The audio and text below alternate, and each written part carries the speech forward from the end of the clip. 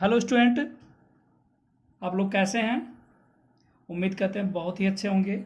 Lockdown में घर पे बैठे बैठे बोर हो जा रहे होंगे, लेकिन घर पे रहकर ही हम लोग कुछ अच्छा कर सकते हैं, इस कोरोना से जीत सकते हैं। तो आप लोग घर पे ही रहिए और आपकी पढ़ाई बाधित ना हो, इसके लिए हम लोग भी पूरा मेहनत कर रहे हैं। हमारे सभी टीचर्स भी आपके साथ मेहनत कर रहे हैं। पढ़ाया जा रहा, आपका ज़रा सा भी नुकसान ना हो बोर्ड परीक्षा की तैयारी के लिए, ठीक है। तो आज की क्लास में हम लोग पढ़ते हैं, एक बहुत ही इंपॉर्टेंट थ्योरम है गॉस का प्रमेय। जैसा कि आपको दिख रहा होगा कॉपी में, गॉस का प्रमेय हमें पढ़ना है।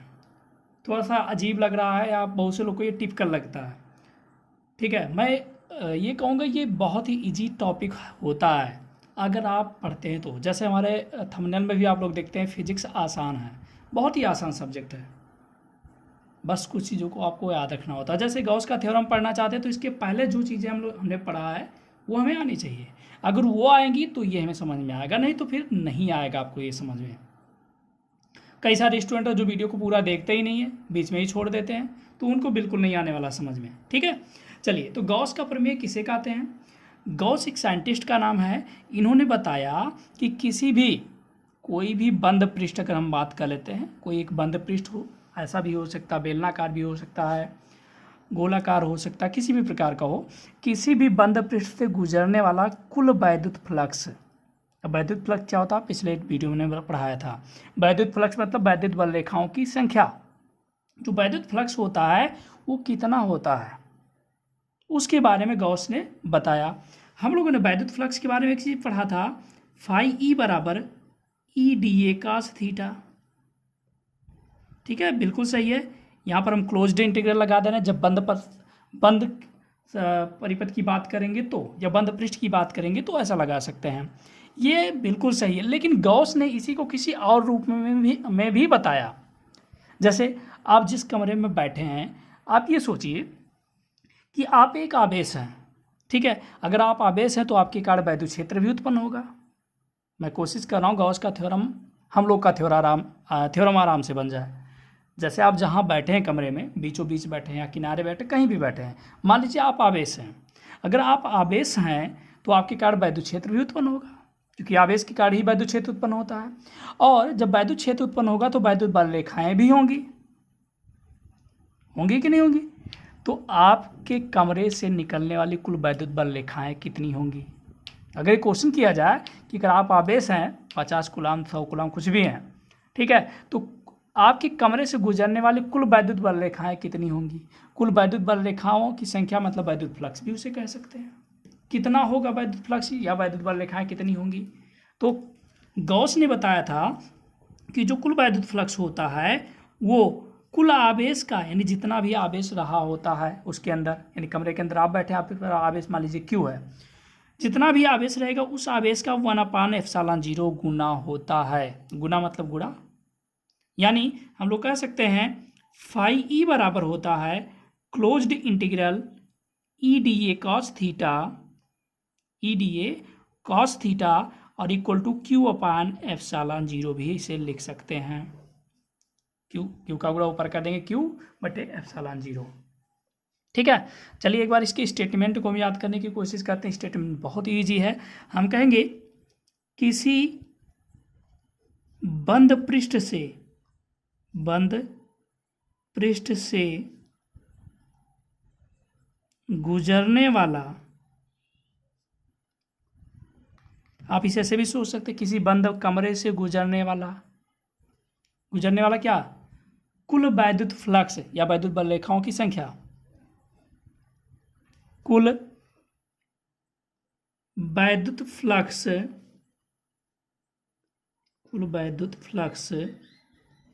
मतलब किसी बंद कमरे से गुजरने वाला कुल वैद्युत फ्लक्स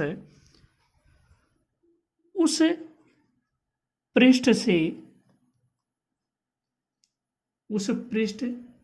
से या उस पृष्ठ द्वारा, यानी उस कमरे द्वारा परिबद्ध कुल आवेश का 1/ε0 गुना होता है। गुना होता है। यानी कि अब अगर हमने जो बताया वही चीज़ फिर से रिपीट में कर रहा हूँ, किसी बंद कमरे से गुजरने वाला कुल वैद्युत फ्लक्स उस पृष्ठ द्वारा परिबद्ध यानी उस कमरे द्वारा परिबद्ध यानी उस कमरे द्वारा घेरा गया कुल आवेश का 1/ε0 गुना होता है। यही हमारा गॉस के थ्योरम का स्टेटमेंट है और ये हम सूत्र यहाँ पर लिख सकते हैं। ठीक है, चलिए इतना उम्मीद करते हैं क्लियर हो गया होगा। अगर आप हमारे अनुसार सोचेंगे तो बिल्कुल आपका तैयार हो गया होगा। अब हम आगे बढ़ते हैं, इसके उपपत्ति की बात करते हैं। ठीक है, इसकी उपपत्ति क्या है देखते हैं। बहुत ही आसान है उपपत्ति इसकी। हमारा ये चैप्टर खत्म हो जाए इसके बाद आप लोगों से चर्चा करनी है कुछ चीज़ों पर कि तैयारी कैसे करनी चाहिए, कैसे पढ़ना चाहिए फिजिक्स। चलिए तो हम बात करते हैं उपपत्ति क्या है। तो मान लेते कोई एक बंद पृष्ठ हमारा है, कोई भी आकृति मान लेते हैं, ऐसे कुछ भी आकृति है, मान लेते एक बंद एक पृष्ठ है। इसके बीच में मान लेते एक बिंदु O है जहाँ पर प्लस Q आवेश है, यानी जहाँ पर आप बैठे हैं समझ लीजिए। ठीक है, और इस बंद पृष्ठ यानी उस कमरे से गुजरने वाला कुल वैद्युत फ्लक्स हमें ज्ञात करना है। लेकिन हम कुल वैद्युत फ्लक्स पहले नहीं ज्ञात करेंगे। फिजिक्स में टोटल मान एक साथ ना ज्ञात करके छोटा सा पार्ट को पहले ज्ञात किया जाता है, इसका समाकलन कर दिया जाता है, टोटल वैल्यू निकल जाता है। ठीक है, तो हम क्या करते हैं, मान लेते हैं इसमें एक छोटा सा क्षेत्रफल है, अवयव है ऐसे कुछ, जैसे कि आप अपने कमरे में दरवाज़ा सोच सकते हैं। केवल दरवाजे से निकलने वाला वैद्युत फ्लक्स निकाल लीजिए और देखिए उस टाइप का कितना समाकलन कर दिया जाता है, पूरा निकलता है। और मान लेते हैं यहाँ से इसकी जो दूरी है वो मान लेते हैं r है। बिंदु O से उस पृष्ठ की दूरी क्या है, मान लेते हैं r है। ठीक है, इसकी अगर बात करें हम, इसका क्षेत्रफल वेक्टर किधर होगा, इसका क्षेत्रफल वेक्टर किधर होगा, इसकी अगर हम बात करते हैं तो क्षेत्रफल वेक्टर मान लेते हैं ऐसे इधर की तरफ है dA। ठीक है, और वैद्युत क्षेत्र की दिशा क्या होगी, हम लोग जानते हैं अगर कोई भी आवेश होता किसी बिंदु पर वैद्युत क्षेत्र की दिशा ज्ञात करना चाहते हैं तो उसको मिलाने वाली रेखा की दिशा में होता। तो ये प्लस है, यहाँ भी प्लस है, तो वैद्युत क्षेत्र की दिशा इधर बाहर की तरफ हो गया। ठीक है, अच्छा वेक्टर ई और वेक्टर डी ये दोनों के बीच एक ही दिशा में दोनों हो सकता है, यानी दोनों के बीच का कोण 0 भी हो सकता है। लेकिन यहाँ पर हम जानबूझकर थीटा ले रहे हैं, किसी कंडीशन में हमें एक ही दिशा में भी मिल सकता है। जैसे आप लोग कह रहे हैं कि सर हमने इसको इधर खींच दिया, मतलब इधर खींच दिया, हम इसी साइड में भी कर सकते हैं, बिल्कुल कर सकते हैं। लेकिन जब हम थीटा ले लेंगे तो सारी कंडीशंस इसमें फॉलो हो जाएगा। ठीक है, इसलिए ऐसा किया गया है। तो मान लेते हैं इसका नोट्स आपको वीडियो के लास्ट में मिलेगा। ठीक है, तो ज़रूर वहाँ पर वीडियो को पॉज करके आप देख लीजिएगा, नोट कर लीजिएगा। हम यहाँ पर समझा रहे हैं, इसकी थ्योरी लिख नहीं रहे हैं। तो मान लेते हैं एक बंद पृष्ठ है, ठीक है, जिसका क्षेत्र जिसके भीतर एक बिंदु O है जहाँ पर एक प्लस Q आवेश स्थित है। माना इसके पृष्ठ पर एक बिंदु P है जिसका क्षेत्रफल वेक्टर मान लेते हैं dA है। क्षेत्रफल वेक्टर क्या है, dA है। मान लेते हैं वैद्युत क्षेत्र के साथ क्षेत्रफल वेक्टर dA जो है थीटा कोण बना रहा है। ठीक, तो हम कहेंगे इस पृष्ठ से गुजरने वाला वैद्युत फ्लक्स, इस पृष्ठ से गुजरने वाला वैद्युत फ्लक्स, और वैद्युत फ्लक्स की परिभाषा के अनुसार हम सोच रहे हैं तो डी फाई ई हम कहेंगे, क्योंकि कुल की टोटल की तो बात कर रहे नहीं रहे, थोड़े से पार्ट की बात करें। डी जब लगाया जाता है, डी मतलब होता है थोड़े से पार्ट की जब बात की जाती है। ठीक है, तो थोड़े से ही पार्ट की यहाँ पर बात की जा रही है, इसलिए हम डी फाई लगा देते हैं। क्या हम लोगों ने पढ़ा था, E D a cos theta, E D a cos theta, यहाँ पर बीच का कोण कितना है, थीटा है। समाकलन का चिन्ह नहीं लगा रहे हैं क्योंकि हमें एक छोटे से पार्ट की भी केवल बात की है, अभी टोटल की हम बात नहीं कर रहे हैं। ठीक है, चलिए इतना हो गया। फिर कहेंगे परंतु, परंतु हम लोग जानते हैं ई इक्वल टू होता है 1/4πε0 इंटू क्यू बटे आर स्क्वायर। हम लोगों ने पढ़ा था कि किसी एक आवेश के कारण किसी दूसरे बिंदु पर वैद्युत क्षेत्र की तीव्रता, तो इस आवेश के कारण इस बिंदु पर ही वैद्युत क्षेत्र की तीव्रता हम ज्ञात करना चाहते थे, तो ये हमने लिख दिया। अब ये मान उठाकर इसमें रख देते हैं, तो d phi E equal to कितना हो जाएगा, 1/4πε0 इंटू क्यू बटे r square into d a cos theta. इसको थोड़ा सा सेट करके हम लिख दे रहे हैं, Q/4πε0 into d a cos theta बटे आर स्क्वायर। ये क्या निकला हमारा, डी फाई का मतलब हुआ इस पृष्ठ क्षेत्रफल से गुजरने वाला वैद्युत फ्लक्स। ठीक है, अब हम कहेंगे संपूर्ण पृष्ठ द्वारा, या एक लाइन और इसको सॉल्व कर रहे हैं अभी, Q/4πε0 इंटू, इसे क्या कह सकते हैं, इसे डी ओमेगा कह सकते हैं। घन कोण की परिभाषा हमने पढ़ा था ना, तो इसे क्या कह सकते हैं, डी ओमेगा कह सकते हैं। चलिए अब हम बात करते हैं कि इसलिए संपूर्ण वैद्युत फ्लक्स, संपूर्ण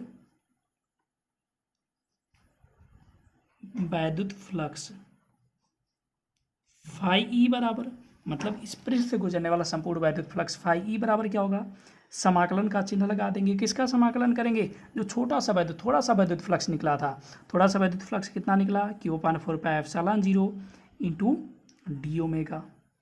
ठीक है, अब यहाँ पर Q/4πε0 कांस्टेंट है, बाहर कर लेंगे और डी ओमेगा बचेगा क्लोज्ड इंटीग्रल। ठीक, एक बात और बता दें, समाकलन का मतलब होता है एक प्रकार से जोड़, छोटे छोटे कई पार्ट को जोड़ करके जो मान प्राप्त होता है उसे हम लोग समाकलन बोल सकते हैं। तो Q/4πε0 इंटू डी ओमेगा क्या है, घन कोण। अगर बंद पृष्ठ के द्वारा घन कोण की बात करते हैं तो टोटल घन कोण कितना होता है, 4π, आपको याद होगा। ठीक है, तो 4π लिख दिया, 4π से 4π कैंसिल हो गया, तो फाई ई बराबर क्या प्राप्त हुआ, Q/ε0। यही हमारा गॉस का प्रमेय है। क्या है, गॉस का ये प्रमेय हो गया। ठीक है, एक बार मैं फिर से शार्ट में आपको बता दे रहा हूँ। सबसे पहले मानेंगे एक पृष्ठ, हमारा एक बंद पृष्ठ है जिसके बीच में एक बिंदु O है जहाँ पर एक प्लस Q आवेश स्थित है। ठीक है, मान लेते हैं इसके पृष्ठ पर एक छोटा सा क्षेत्रफल अवयव D है, DA है, जिस पर मैं वैद्युत क्षेत्र वैद्युत फ्लक्स हमें ज्ञात करना है। ठीक है, तो उस बिंदु पर वैद्युत फ्लक्स कितना होगा, वैद्युत फ्लक्स की परिभाषा के अनुसार d phi equal to EDA cos theta, परंतु E इक्वल टू हम जानते हैं ये सूत्र, E का मान उठाकर इसी में रख दिया, E का मान रख देंगे तो ये लाइन हमको मिल जाता है। थोड़ा सा सेट कर देते हैं, Q को यहाँ कर दिया और R को इसके बटे में कर दिया, Q को देखिए यहाँ किया गया और R को इसके बटे में, तो ये मिल गया। अब ये हमारा क्या होता, डी ओमेगा होता, तो डी ओमेगा लिख दिया गया।